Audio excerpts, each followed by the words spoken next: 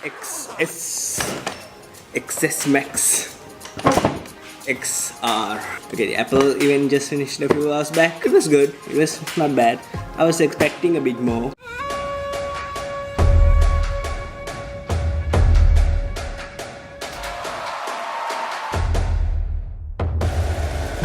Who the F names these phones? Like, I watched the event fully. Let me just give my thoughts about the event. First of all, Apple Watch got a really good update.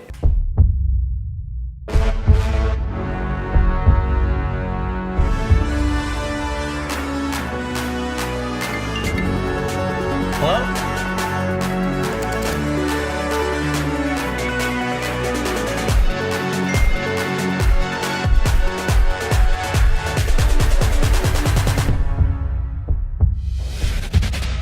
Really impressive. The screen is bigger. The big feature here, however, is that now you can take ECGs, which is fantastic. I don't think any wearable did that. Oh, and there's also this fall detection feature. It can detect a fall, like if you trip and fall or if you slip and fall, the watch will detect the fall and give you the option right on it is to call an emergency service right away with just a swipe.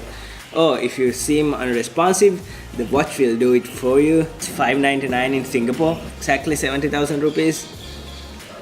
Next up was the iPhone. If you don't already know, there are 3 new iPhone models. The most interesting one for me at least is the XR. So the XS is just the progressive update to the 10. Same design. There's this new A12 Bionic chip, which seems to be insane what it can do. Improved cameras, as you can expect. You can adjust the depth of field. I think that's about it on the XS. There's nothing that exciting. Obviously, everything is a little better. Oh, one more thing.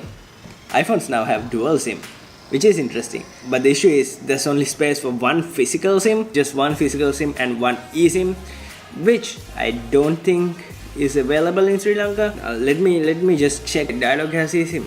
I didn't know that. If you don't know about eSIM is not a physical SIM. It's just an embedded SIM kind of thing, which is already inside the phone and which can be modified and profiled over the internet with different carriers. For example, with Dialog. XS still starts at the same $999 price. There were rumors there will be a price drop, but no price drop. It's $999. Which is for the 64GB model, but I don't understand why Apple is still selling the 64GB model. It should be at least 128 to start with. I mean, just their tactic to move people into the 256GB one, which is the next option. Although it's $999, which is like 163,000 rupees, that's the US price without the taxes.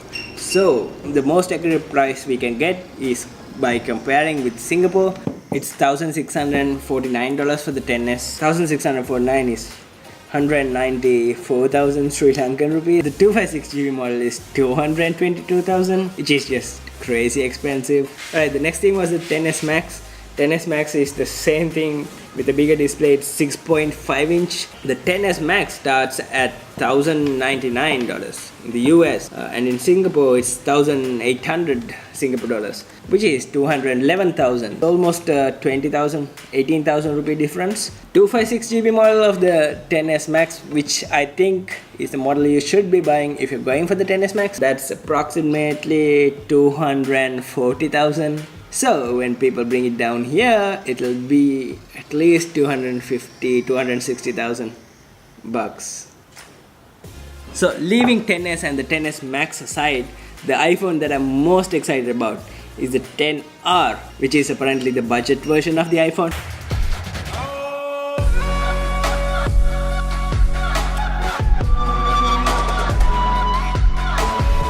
It's not budget by any means, but I think this is the one that's gonna sell like crazy. So it has the same internals as the XS and the XS Max. It has the same A12 Bionic chip.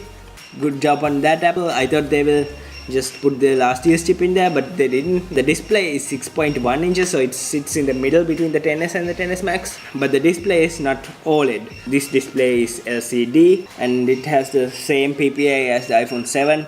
Not the iPhone 7 Plus or 8 Plus. It has the same PPI as the iPhone 7, like the 326 PPI. It's not even 1080p. It's less than it's less than 1080p, but I think most people won't notice a difference that much. iPhone 7 and 8, they have really good displays. The camera on the back is a single camera. It has the same camera from the 10s and the 10s Max, but just the wide angle camera, not the zoom camera. The big news here is the price tag. Starts at $749 in the US. It's 1229 Singapore dollars, which is 144,000 Sri Lankan rupees, which I think is a okay price considering the price of all the iPhones. And the 128GB model starts at 1299, 150,000. So the question is whether you get the 10R or you go for the 10S. Considering from a Sri Lankan perspective, the price difference is around 60,000, which I definitely think is not worth it. I think 10R is gonna be the hot selling phone this year. 10S and the 10S Max launch